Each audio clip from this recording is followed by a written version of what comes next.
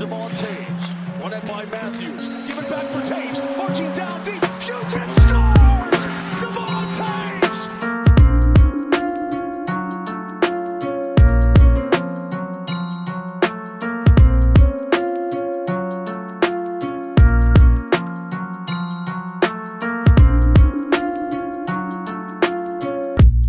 All right, and welcome back. Vendetta Sports Hockey Show. We haven't done one of these in a while. I have a trio here today, an unusual trio because Gavin and Andrew both said they couldn't record. Hockey guy Scott and Chris Bandanas are here for the hockey show. So, guys, how are you doing? I botched that. How you guys doing? Absolutely terrible. Yeah, me too. I'm just, looking forward to what the second round has to offer. I'm also not doing that great after that Pittsburgh Penguins Come on, shit show Bandanas. yesterday. You're always the cheerful one. You should be in a good mood. So we're all I guess. All right, we'll all be miserable together. misery. Yeah, plan is today we're going to go over all the game 7's that went on over the weekend. There were 5 of them, and then we'll give our second round picks. So, Chris, I guess I'll start with you here. Carolina Hurricanes beat the Boston Bruins 3-2. Any surprises here? I thought Carolina was the better team overall, I guess. I honestly think you said it best in the Slack, Trey. I knew the Bruins, obviously, their protection line, you know what you're going to get out of them, but I just think this Carolina team is too big of a mountain to climb right now, and I don't know really what's going to be stopping them from a pretty deep run this year. Scott, anything on the Canes Bruins series? Fuck you, Doug. How does it feel? For those who don't know, that's one of my roommates who is a Bruins fan. Okay. And right after the game, I texted him just like, yeah, well, I guess we're both golfing tomorrow. So Did you guys do the playoff brackets at all that Andrew sent in the Slack? I did not because I didn't see it until it was too late. Bandanas, did you do one? I think I did, but I don't know if I used the link Andrew sent. But I'm trying to. Great, wonderful. I went 7-1 in my first round picks, so I'm pretty happy about that, including guaranteeing this Carolina and 7 series after Gavin challenged me in the Slack. I just thought that was interesting. Worth noting. Yeah, worth noting. All right, let's move right along. This is the juicy series. Lightning, Maple Leafs. Lightning win game 7, 2-1. The Leafs can't catch a break. They got respect in the handshake line. They got respect. More respect in the handshake line. So we're getting somewhere, Scott, aren't we? No, we're not. We're getting nowhere. Nowhere fast. I would just like to point out. I would just like to point out my Kyle Dubas post from 2 years ago is looking fantastic right now. Yeah, I didn't looking fantastic. I did not reply in the Slack because I fell asleep. That was on me. Yeah. Oh, yeah. So, answer my question then. You're an expert You're an expert in rooting against your favorite team or hating your favorite team. What course of action do I take now? Oh, I think it's justifiable to put somebody on the spear. Somebody's got to be the blame game here, right? Like somebody's at fault for this. So you're allowed to hate one person. I think so. That person's Kyle Dubas. I'm with you. One of the moves that Kyle Dubas made, Chris, John Tavares gave him a lot of money. Yep. Would you like the I was going to ask bash John Tavares? Yes, Scott, I was going to ask, as an Islanders fan, it broke my heart that day 4 years ago when John Tavares went back home to Toronto. But I must ask, do you think he's worth a 7-year contract worth $11 million per season? No, not in the slightest. I think that's a pretty, He wins a lot of faceoffs. I wasn't expecting any. Gotta give him that. Yeah. Congrats. Win a playoff series. I don't give a fuck if you win 0 faceoffs. All right. I don't give a fuck how many faceoffs you win. He's good at winning faceoffs. Series. We have a lot of people who can win faceoffs. Win a playoff series. Putting 60 goals in the back of the net is hard. This was a good Maple Leafs team, Scott. They say that every year. But what? Not good enough. So where do the Leafs go from here? It's an expensive Maple Leafs team. Yeah, it's a very expensive Maple Leafs What team. do the Leafs do from here? What's the plan of action?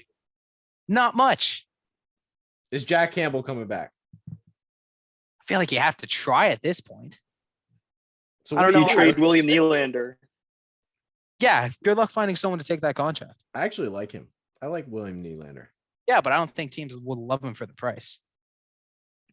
Fair enough. Like, it's not a matter of is X player good. It's is player X good at this dollar amount. What about Michael Bunting? He's on the Calder list. Some things are going right for the Leafs. We say this every year. And it always ends up the same. This had the chance to be the most successful Leafs playoff series in my memory. And it's just like the rest. What's really fucked up is I was gonna pick the Leafs in the bracket and I said no. Good, you're smart. Good decision. Yeah. Do we have anything else to add on the Leafs? Fuck the Lightning. Okay, great. That's it. Okay. Next one. Oilers Kings. I actually thought this series would end a lot sooner. I'm glad Edmonton found a way to pull it out. Connor McDavid is insane. This Kings team, I'm not sure the Kings are really that good. Bagdonis, what do you have on it?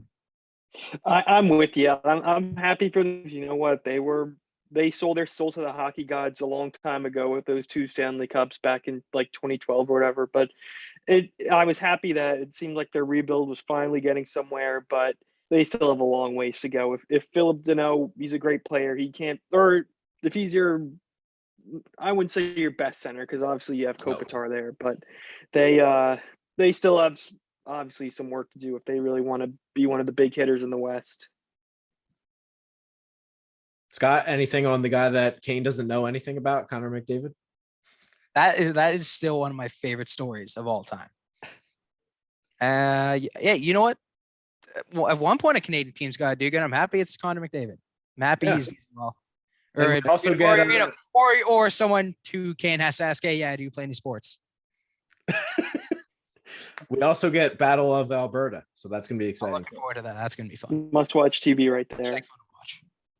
I'd like to pose this question on the series. I wrote this post. I'm surprised it didn't get enough pushback that I thought. Evander Kane, he's pretty good. I know the guy might be a little out there. Do we have any thoughts on him? Because I'm pretty sure Edmonton loses this series without him. Definitely. I don't know if Edmonton's there. Wait, what'd you just say? No, I don't know if Edmonton would even be there without him. Yeah. Fair. Good hockey player. You can question some other things, but he's going on the ice. He's going on the ice. There's no other way around it. Yeah. All right, let's get to the next group of games. Penguins Rangers. This one went into overtime. I was talking shit all year on the Rangers. I changed my mind because they were playing the Penguins. I ended up being on the right side of it. Igor Shesterkin showed up when it mattered. Tristan Jarry, he had a chance to shut up the haters. He couldn't do it, Scott. It seems like every good thing I want to happen in hockey specifically, just the opposite happens. Like at this point, you should pay me to just root for the team that your favorite team is playing against. Because right now I'm 0 for 2 and teams I'm rooting for this postseason. I was rooting for the Avalanche. I was rooting for the Avalanche. You know what? Sure, why not? I was rooting for Tristan Jarry. Can we Photoshop you in an Avalanche jersey? Gavin, you want to send me an Avalanche jersey, please and thank you? I was just gonna have it Photoshop so that you're rooting for the Avalanche as bad karma. Just Photoshop like this hat. That works. That works. Bagdonis, Chris Letang, Evgeny Malkin, Brian Rust, all free agents. What do you do? I think you got to stop giving this core enough bites at the apple. Like, obviously the Rangers, they had the Rangers. Their backs were against the wall. I really thought if Jacob Trouba doesn't, completely take out Crosby in Game 5, we wouldn't be having this conversation. But I read somewhere on Twitter today that Crosby was not upset or was not happy with the offers that Malkin and Letang were given. I heard it's like 3 years in the range of $15 million. And I think you can still get an absolute king's ransom for Sidney Crosby in a trade. he's shown, even though it was only a single playoff round, that he is still one of the 2 or 3 best players in the sport. So I think Pittsburgh, for the first time in a while, they have some cap flexibility with all these big contracts getting off the books. I think if you offload Crosby, you can pretty much get anything you want, every team's top prospect and a boatload of draft picks. I think Pittsburgh has just got to bite the bullet and move on here. Wow. Bagdonis says quit. Can we talk about this helmet rule for a second? Because this is also one thing that really pissed me off, I guess. Because so there's the helmet rule where if your helmet comes off, is it you have to get off the ice, or are you allowed to put your helmet back on? You have to immediately put it back on or get off. Okay. Because I think either 1 year ago or 2 years ago, this exact same situation happened to the Penguins, where one of their players' helmets got taken off, and then they just got fucked because of it. And then, so how is it not a penalty to just rip someone's helmet off or to intentionally take your opponent's helmet off? That's the part I don't get. And because you're taking someone's helmet off, how is that not a penalty in any fashion? That's my one question. Second is, I get the design of the rule, and I understand that it's in an effort to prevent head injuries and concussions and things of that nature. But what you're also indirectly doing is you're putting a target on any player, like knock their helmet off, you get a man advantage. Are we sure the Penguins have a real excuse here? I'm not saying it's a real excuse. I'm just saying it's something that has burned them before. And if you want, and in a close game like this is why I'd prefer a team losing a blowout than a close game. Because in this situation, you can talk yourself into that rule mattered a lot. But if it was a blowout, it'd be like, who cares? But it's one of those things where it definitely did have an impact on the game because that goal was scored while a helmetless Penguins player was going back to the bench. I don't have the exact number in front of me. I'll try to find it. But I believe the Rangers had the worst expected goal rate by a mile of any of the playoff teams this postseason. They statistically got outplayed in all 7 games and somehow found a way to win the series. I saw, Pittsburgh had like a 63% Corsi for the entire series or something ridiculous like that. It hurts because, maybe I do sound crazy for talking about Crosby and everyone getting blown up because all things considered, they had a good series, but not advancing. So you be the judge, I guess. Yeah, the Penguins 62.2 expected goals rate, which is insane. How they lost that series is beyond me. Next one, Jake Ottinger. Unfortunately, couldn't be the hero. His team could not bail him out. The Calgary Flames win in overtime 3-2. 64 saves for Jake Ottinger. What do we think of this one? Anybody? This dude had more than twice as many saves as his team had shots on the opposing goalie. Yeah. The fact that Dallas was even remotely in this game is incredible. It's been like that kind of all year. They only have one line that can score. It's the Hintz, Robertson, Pavelski line, and Hintz didn't even play in Game 7, so you knew they were in trouble. But they're always in these games somehow, 3-2, 2-1. I don't know, Bagdonas. Is Dallas a good hockey team? Well, I think you said it. They're a one-trick pony, and if you take away that one trick, they are a lottery team, to put it lightly. But I think the good thing is they have Klingberg moving off, being a free agent. I'm sure he's not going to be staying around, and they have some stability in that with Ottinger. I think he showed the world that he's good at hockey, and while they definitely need to work on their depth and they're going to have to shore up some defensive issues, I don't think it's the end of the world. But then again, Joe Pavelski is no spring chicken by any stretch of the imagination. So their front office is going to have to be a little creative this summer if they want to still be in the bigger picture in the West. Let's get to some picks. Lightning, Panthers. Battle of Florida. Bagdonas, go ahead. Who do you got? I just think the Lightning will not be denied. As great as the Panthers have been, Andrew, I'm sorry for Claude Giroux. I just don't know. They're just not playoff tested. What? It's a single playoff series. You're going up against a team that wants to get their third consecutive Stanley Cup. I just think it's night and day once the playoffs roll around. Even though Tampa's depth has kind of really fallen off the face of the earth in recent years, they're still the team to beat. Scott, who do you have?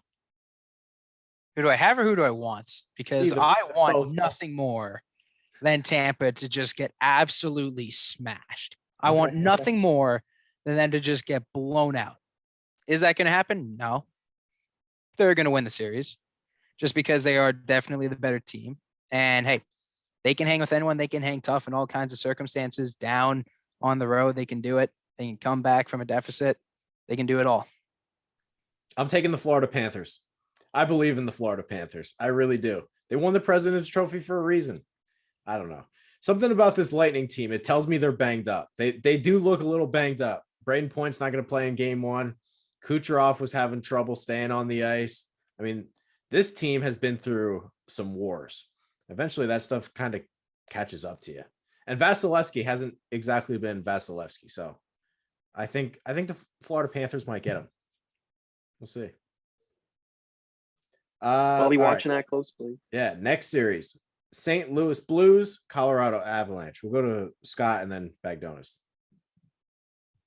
Again, what I want to happen probably isn't going to happen. I want nothing more than the Avs to just get blown out, just to stick in the cabin. And it pains me to say this, but I have a feeling they're just going to win the series because they are simply the better team in every facet. Bagdonis? I just think the Colorado Avalanche are kind of like Darth Vader this postseason after last year. Everyone thought it would be Stanley Cup Finals or bust. They're not going to make the same mistakes they made last year, especially with those Vegas Golden Knights no longer in the picture. They're gonna burn through the Western Conference, if you ask me. Yeah, I'm gonna take the Avalanche in a sweep. I'm gonna take them in a sweep. I don't know. I think the Blues are okay. They're respectable. They have some good players. Robert Thomas, David Perron, Tarasenko. I mean, they have guys that can play, but this Avalanche team is probably a different animal. And the last time they went up against each other in the postseason, St. Louis got hammered and it wasn't competitive. So I don't really think it'll be any different this time around. Next series, what do we got here? New York Rangers, Carolina Hurricanes. We'll go to Bagdonis and then Scott. And then I think it's going to be the same as the Colorado series. I think Carolina's not going to waste their chance. I think you look back in recent postseasons, the Bruins were a thorn in their side. You think back in 2019, they swept them out. And I guess it was not last year, but the year before, I guess in the bubble where the Bruins, got the better of them again. But now that Carolina was able to take out the Bruins, I think, while it's great to see the Rangers as an Islanders fan, it's not great to see the Rangers advance. I think the Hurricanes have a point to prove, simply put. I'm going to be going with the Hurricanes as well, just because I feel that New York was lucky to win this first round series. They had a lot of things go their way, a lot of specific things fall their way, and I just don't see that being able to happen against a better team. The only thing I'm a little bit worried for Carolina, I hope Freddie Anderson comes back. We don't know if he is or isn't going to, but he's a big upgrade over Antti Ranta. And any series you're going against Shesterkin, you need some pretty good goaltending. Having said that, I'm going to go Carolina in a sweep. I think they're just way better. And I mean way better. The Rangers, their power play can do some things. It's probably the only source of real consistent offense they have. But Carolina is the number one penalty killing unit in the NHL. I don't think the Rangers have a shot. I think Carolina is just the better team and way better defensively. Like, they don't hang their goalie out to dry. Shesterkin gets hung out to dry a lot. I think Carolina is just way better. Last one, Battle of Alberta. Scott, what do we have? We got the Edmonton Oilers moving on. Okay. Simply put, you have the better team. You have Connor McDavid, who he's hungry. He's hungry. He wants Kane Lander to know his name. Hungry. He's hungry to get to that Stanley Cup, and I believe the Oilers are the better team. And look, for all intents and purposes, love Calgary. Canadian teams love Canadian teams. However, they barely squeaked by Dallas, who was a very inferior team. I don't think you can play that closely against such a lower level of competition and then have that jump and still win and then I'm fumbling these words. You can't struggle that much against a team that is clearly inferior in every facet except for goaltending, and then expect that formula to work against a team that is now better than you. Go ahead, Bagdonis. What do you got? I'm right with Scott. The Oilers have the 2 best players in this series, which I think will be more than enough to get them through in 6 games. I think Calgary, obviously, they had 200-point scorers in the regular season. They're not a bad team, but I think Scott said it best. Connor McDavid he wants to show that he's the best player in the world, not only in the regular season, but in the playoffs too.